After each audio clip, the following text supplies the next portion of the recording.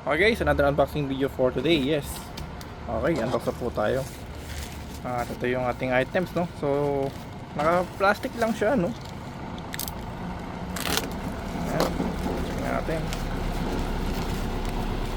So, anong meron dito sa ating items, no?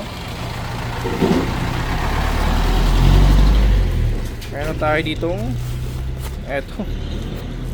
Another 10 pa to. 1 2 3 4 5 6 7 8 9 10. So meron tayong 10 pieces guys na sound deadener or isolation type na 5mm po siya. So kung epektibo nga ba?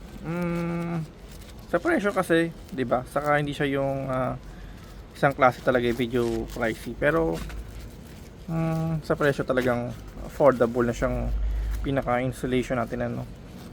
Sa epektibo, okay naman siguro, no, kasi nilagay natin sa sakyan natin sa Nissan NV350 yung PLT natin, pinaka parang installation sa hood niya.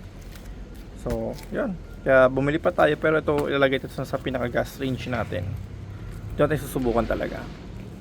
Thank you for watching po.